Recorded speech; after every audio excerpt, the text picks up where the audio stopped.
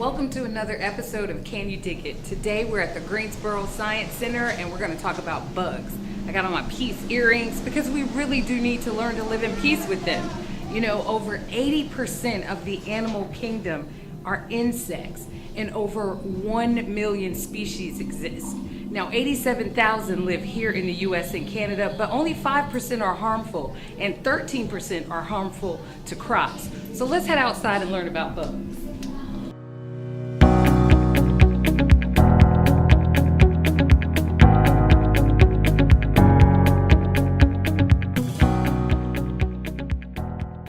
So I'm here with Chandra here today at the Greensboro Science Center. And exactly what is it that you do here amongst the insects? So I am the Greensboro Science Center's horticulturalist, and because so much of our work, so much plant life relies on the symbiotic relationship with insects, it's very important to not only educate about bees, but also to exhibit them, because it's just such an important part of life on our planet. We're right here in front of the beehive. So awesome, and they're not bothering me, and I'm not afraid. So tell me exactly what type of bees are they and what do they do for the garden?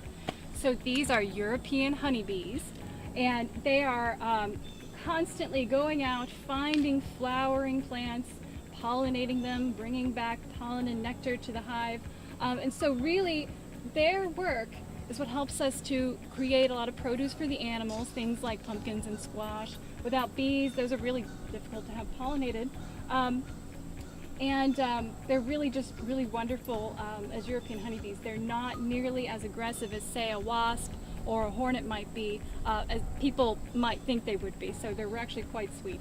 Well, how long have you guys had this here going? Since April. Okay. So we put them in very quickly in the spring, and they've been here since then, really kind of getting used to where our flowers are located, kind of telling the hive where they're located, and we've actually been giving them a little bit of a sugar syrup just to get them started. Okay, so you have a few different species of bees. Can you tell us a little bit about those so we can dispel the bumblebee myths and rumors?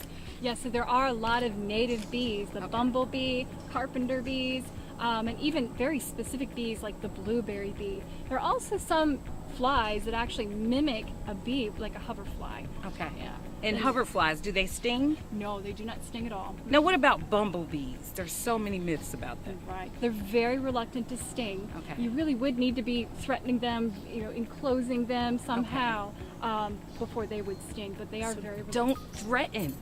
Okay, so can you show us a couple of the bees? Absolutely, yes. I've got a few examples right here. Nice. A carpenter bee and a European honeybee. And you can see that there is a size difference, and there is a major pattern difference between both of the actual bees and the hoverfly, which is mimicking the bee. Now, how does that work? How do European flies live here in America? What makes them European? Well, like with the European honeybees, they were introduced. So Okay. there's a lot of similarities in our climate. Okay. And they're able to escape and actually thrive in other areas that are similar to what it would be like in Europe. Okay. And they got all their papers straight. That's right. That's great. That's right. In addition to the hives that people keep today. Okay, and speaking of hives, what's this here? So I actually have brought an example of a mason beehive that you can actually create at home. This is awesome. This is actually made with bamboo. Now, mason bees are another native type of bee. They actually pollinate even more efficiently than your typical honeybee. And they'll actually go in here and create their little nests.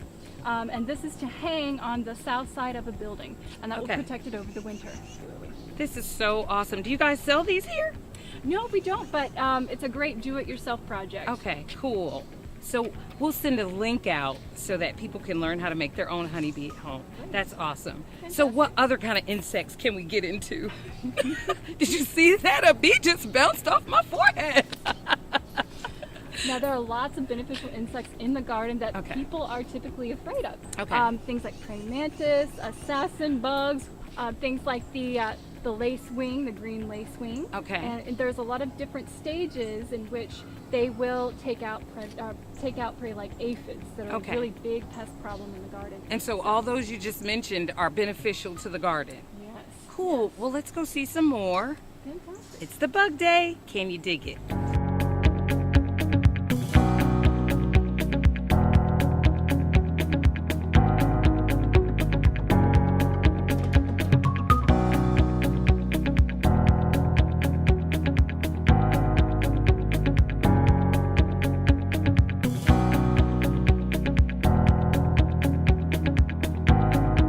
So now we're in the herb spiral garden where there's a lot more insects, almost call them bugs, buzzing around.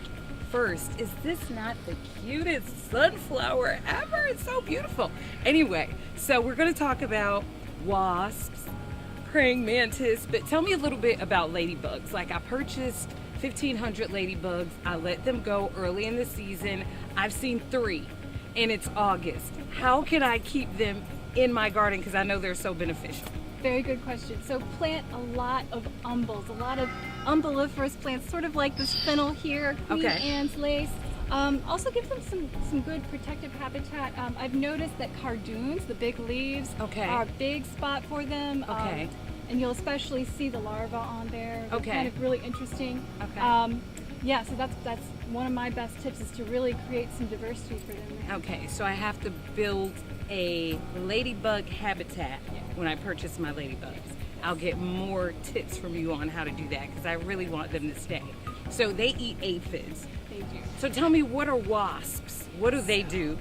Yes, so we have a lot of beneficial wasps, and actually there were some on this fennel plant. We actually do have one right here, kind of in the middle there, and they are very beneficial. A lot of them are parasitic, and they will fly off with, say, cicadas, or they'll even fly off with tomato hornworms. Wow. And they will parasitize them and feed them to their young, which is actually very beneficial for balancing the ecosystem in the garden. Cool. So wasps are our friends, They are. believe it or not. They are a bit more aggressive, to Okay. say the least, but there's a place for them in the Okay. garden. You just want to clear out of their way. Yeah. Okay. Yeah, Bumblebees exactly. will kind of work with you. And I'd like to show you, this is a paper wasp's Okay. piece of the hive and the Wow. nest there. And they are the ones that parasitize the cicadas. So cicadas, when they go underground, Mhm. they will be sucking on the sap of tree roots. So that Oh, can wow. include fruit trees.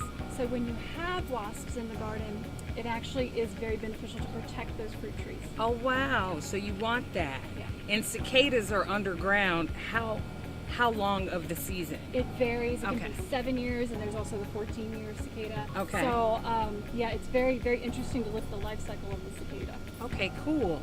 So now we're going to talk about this praying mantis.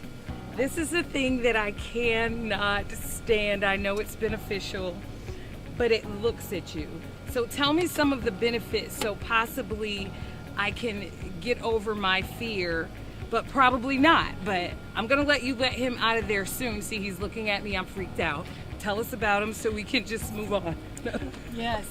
So they will eat aphids. They will eat the eggs of a lot of pests. Okay. And they're just absolutely great. They will build egg sacs, especially on plants like the pawpaw, and even sometimes rose bushes, which is really interesting. And they will balance each other out. They will actually kind of diminish in number after they hatch initially, but they are ferocious predators. Yes. And are they harmful to humans at all? No, not at all. That doesn't help me at all. They will fly away. Okay. They might be. They might try to act big Okay. and defend themselves, but then they will probably fly away. Okay. So I'm going to let him go, but I'm going to get clear out of the way because they have a fetish with me. So I'm gone and we're done. So you can see he's actually quite content on my hand. He's not biting or hurting me at all. He's probably looking at these plants and going, okay,